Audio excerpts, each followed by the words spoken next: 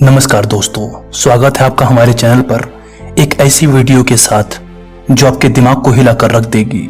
सोचिए, अगर आज रूस और अमेरिका के बीच सीधा युद्ध छिड़ जाए तो क्या होगा, कौन जीतेगा? क्या ये सवाल ही बेईमानी हो जाएगा क्योंकि कोई बचेगा भी या नहीं? ये सवाल जितना डरावना है उतना ही जरूरी भी है, क्योंकि ये सिर्फ दो देशों की लड़ाई नहीं बल्कि पूरी इंसानियत के भविष्य का सवाल है। आज हम जो बात करेंगे वो साइंस फिक्शन की कहानी नहीं बल्कि इतिहास, ताज़ा डेटा और मॉडर्न टेक्नोलॉजी पर आधारित हकीकत है। हम देखेंगे कि अगर रूस और अमेरिका भिड़ गए तो क्या होगा, कौन किसके साथ होगा और क्या सचमुच कोई जीत पाएगा या कुछ और होगा। कहानी शुरू होती है 1945 से, जब सेकेंड वर्ल्ड वॉर की तबाही खत्म हुई थी। दुनिया अभी हिरोशिमा और नागासाकी के परमाणु हमलों के सदमे से उबर रही थी। इंसान को पहली बार एहसास हुआ कि उसके पास अब खुद को मिटाने की ताकत है। उसी दौर में दो सुपर पावर उभरे, अमेरिका जो लोकतंत्र और पूंजीवाद का चैंपियन बना और सोवियत यूनियन जो साम्यवाद का झंडा उठाए हुए था। यहीं से शुरू हुई कोल्ड वॉर, नाम ठंडा लेकिन असल में आग की तरह जलने वाला। दोनों देश सीधे युद्ध से बचे, लेकिन जासूसी, हथियारों की होड़ और प्रॉक्सी वार के जरिए दुनिया को दो हिस्सों में बांट दिया। वियतनाम, कोरिया और अफगानिस्तान जैसे युद्ध इनके छद्म मैदान बने। दोनों का मकसद था अपनी विचारधारा को दुनिया पर थोपना और सामने वाले को रोकना। 1950 से 1980 तक रूस और अमेरिका ने हजारों न्यूक्लियर हथियार जमा किए, सीमाओं पर बैलिस्टिक मिसाइलें तैनात की, CIA और KGB जैसे जासूसी नेटवर्क बनाए जो एक दूसरे की हर हरकत पर नजर रखते थे। लेकिन 1991 में सब बदल गया। सोवियत यूनियन टूटकर 15 देशों में बंट गया। दुनिया को लगा अब अमेरिका की बादशाहत को कोई नहीं रोक सकता, लेकिन ये सबसे बड़ी भूल थी। 2000 में व्लादिमीर पुतिन सत्ता में आए और रूस को फिर से खड़ा करने में जुट गए। उन्होंने सेना को मॉडर्न किया, तेल और गैस रिसोर्सेज पर कब्जा किया और पश्चिम को चुनौती देना शुरू किया। 2008 में जॉर्जिया पर हमला हुआ, 2014 में क्रीमिया पर कब्जा और 2022 में यूक्रेन पर खुला युद्ध। रूस ने बता दिया कि वो अपनी पुरानी सुपर पावर वाली इमेज वापस चाहता है। दूसरी तरफ अमेरिका और नाटो ने रूस को घेरने की रणनीति बनाई। नाटो का विस्तार हुआ, पूर्वी यूरोप के देश जैसे पोलैंड और रोमानिया इसमें शामिल हुए। जब 2021 में यूक्रेन को नाटो में शामिल होने का इशारा मिला तो रूस ने इसे अपनी रेड लाइन माना। रूस के लिए ये वैसा ही था जैसे अमेरिका की सीमा पर मैक्सिको या कनाडा में रूसी सैन्य ठिकाने बन जाएं। पुतिन ने साफ कहा, हम अपनी सिक्योरिटी से समझौता नहीं करेंगे। ये टेंशन आज भी बरकरार है और ये किसी भी वक्त बड़ा युद्ध बन सकता है। अब सवाल ये है, अगर युद्ध हुआ तो कौन किसके साथ खड़ा होगा? अमेरिका अकेला नहीं है, उसके साथ नाटो के 32 देश हैं। UK, France, Germany, Canada, Italy और हाल ही में फिनलैंड और स्वीडन, इनके पास मिलकर दुनिया की सबसे ताकतवर मिलिट्री फोर्स है। रूस के साथ बेलारूस, सीरिया और शायद चीन है, लेकिन चीन ज्यादातर आर्थिक और डिप्लोमेटिक सपोर्ट देता है, सीधे युद्ध में कूदना अवॉइड करता है। उत्तर कोरिया और ईरान भी रूस को हथियार दे सकते हैं, लेकिन उनकी सैन्य ताकत नाटो के सामने कमजोर है। एग्जाम्पल के लिए ईरान के ड्रोन यूक्रेन में रूस ने यूज किए, लेकिन नाटो के हाईटेक डिफेंस सिस्टम ने उन्हें आसानी से न्यूट्रलाइज कर दिया। तो ये बात साफ है कि अलायंस के मामले में अमेरिका का पलड़ा भारी है। अब आते हैं सैन्य ताकत पर। न्यूक्लियर हथियारों में दोनों लगभग बराबर हैं।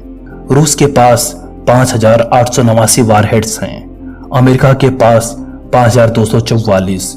लेकिन जीत सिर्फ नंबर से नहीं होती बल्कि डिलीवरी सिस्टम पर निर्भर करती है। अमेरिका की ट्राइडेंट D5 मिसाइल्स सबमरीन से लॉन्च होती हैं और 12,000 किलोमीटर तक मार कर सकती हैं। रूस की सैमरेट मिसाइल, जिसे सैटर्न II भी कहते हैं, एक बार में 10 से 15 वारहेड्स ले जा सकती है और 18,000 किलोमीटर तक मार कर सकती है। दोनों के पास हाइपरसोनिक मिसाइल्स भी हैं जो मिनटों में टारगेट हिट कर सकती हैं। लेकिन अगर ये हथियार चले तो प्रिंसटन यूनिवर्सिटी की 2024 सिमुलेशन कहती है कि 3 घंटे में 9 करोड़ लोग मर सकते हैं। रेडिएशन और न्यूक्लियर फॉलआउट से 1 साल में करीब 5 अरब लोग भूख और बीमारी से खत्म हो सकते हैं। यानी न्यूक्लियर वार में जीत हार का सवाल ही खत्म, सब तबाह हो जाएगा। पारंपरिक ताकत में अमेरिका आगे है। उसके पास 13 लाख एक्टिव सैनिक, 800 प्लस ग्लोबल मिलिट्री बेस और 11 एयरक्राफ्ट कैरियर्स हैं। वहीं रूस के पास 11.5 लाख सैनिक हैं, लेकिन ज्यादातर रूस और आसपास की सीमाओं तक सीमित हैं। अमेरिका की एयरफोर्स में 13,000 प्लस एयरक्राफ्ट हैं, जिनमें F-35 जैसे एडवांस जेट शामिल हैं। रूस के पास 4,200 एयरक्राफ्ट हैं, जिनमें कई पुराने Su-27 मॉडल हैं।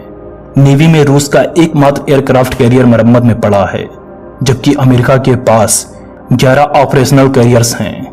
लॉजिस्टिक और टेक्नोलॉजी में अमेरिका का दबदबा है। एग्जाम्पल के लिए अमेरिका का डिफेंस बजट 2024 में $886 बिलियन का था, जबकि रूस का सिर्फ 84 बिलियन। लेकिन आज युद्ध सिर्फ टैंक और मिसाइलों से नहीं लड़ा जाएगा, ये 3 लेयर पर होगा। पहला, साइबर वार। रूस ने 2020 से लेकर 2023 तक अमेरिका के पावर ग्रिड, बैंकों और हॉस्पिटल्स पर 100 प्लस साइबर वार किए। अमेरिका ने भी रूस के बैंकिंग और मीडिया सिस्टम को टारगेट किया। अगर युद्ध हुआ तो दोनों देश एक दूसरे के इंफ्रास्ट्रक्चर को ठप कर सकते हैं। बिजली, इंटरनेट, बैंक सब डाउन हो जाएगा। दूसरा, स्पेस वार। अमेरिका की स्पेस फोर्स और रूस के एंटी सैटेलाइट वेपन्स सैटेलाइट को गिरा सकते हैं। इससे जीपीएस, इंटरनेट और मिलिट्री कम्युनिकेशन खत्म हो जाएगा। तीसरा, एआई और ड्रोन वार। अमेरिका का प्रोजेक्ट मैवेन और रिप्लिकेटर प्रोग्राम एआई बेस्ड ड्रोन को कंट्रोल करता है, जो रूस के ईरानी सही ड्रोन से कहीं आगे है। यूक्रेन युद्ध इसका प्रूफ है। रूस ने शुरुआत में बढ़त बनाई, लेकिन नाटो के हथियार, सैटेलाइट डेटा और इंटेलिजेंस ने उसे रोक दिया। अगर यही सपोर्ट डायरेक्ट युद्ध में मिले तो रूस की हालत खराब हो सकती है। लेकिन असली सवाल जीत का नहीं, बल्कि बचने का है। न्यूक्लियर वार के बाद ग्लोबल टेम्परेचर 10 डिग्री तक गिर सकता है, जिससे फसलें खत्म हो जाएंगी। भूख और रेडिएशन बाकी दुनिया को मिटा देंगी। यूक्रेन युद्ध इसका छोटा नमूना है। रूस ने सोचा था कि वो हफ्ते भर में यूक्रेन को निपटा देगा, लेकिन नाटो के हथियार और इंटेलिजेंस ने उसे सालों तक फंसा दिया। अगर रूस अमेरिका युद्ध हुआ तो ये लाख गुना बड़ा होगा, लेकिन जीत वो किसी की नहीं होगी। इसे म्यूचुअली अश्योर्ड डिस्ट्रक्शन कहते हैं। दोनों हारेंगे और उनके साथ पूरी दुनिया भी। तो फिर ये सब क्यों हो रहा है? रूस अपनी खोई हुई महाशक्ति की इमेज वापस चाहता है। अमेरिका अपनी ग्लोबल डोमिनेंस बचाना चाहता है। दोनों का अहंकार और डर उन्हें इस रास्ते पर ढकेल रहा है। साइबर अटैक, सैन्य अभ्यास और हथियारों की होड़ इसकी निशानी है। लेकिन नुकसान किसका होगा? हमारा, आम लोगों का। 2024 में यूक्रेन में 10,000 प्लस सिविलियंस मरे। अगर रूस और अमेरिका युद्ध हुआ तो ये आंकड़ा अरबों में होगा। डरे नहीं, सोचें। शांति अब कोई आदर्श नहीं बल्कि जरूरत है। अगर 2 देशों का अहंकार पूरी दुनिया को मिटा सकता है तो हमें क्या चाहिए? डायलॉग, समझौते या फिर वो बटन जो सब खत्म कर दे? ये सवाल आपको हिला कर रख देगा। क्या हम ऐसी दुनिया चाहते हैं जहां एक गलती से सब खत्म हो जाए, या फिर ऐसी जहां बातचीत से रास्ता निकले? जरा सोचो, अगर हम आज शांति नहीं चुनते तो कल जीतने के लिए कुछ बचेगा भी, या सब तबाह हो जाएगा? दोस्तों, ये सवाल सिर्फ रूस और अमेरिका का नहीं, हम सब का है। अगर ये वीडियो आपके दिमाग में कुछ हलचल मचाती है तो कमेंट में बताओ, क्या युद्ध में कोई विजेता होगा या सिर्फ तबाही? वीडियो को लाइक करें, शेयर करें और चैनल को सब्सक्राइब करें। मिलते हैं अगली वीडियो में। तब तक के लिए अपना ख्याल रखिए।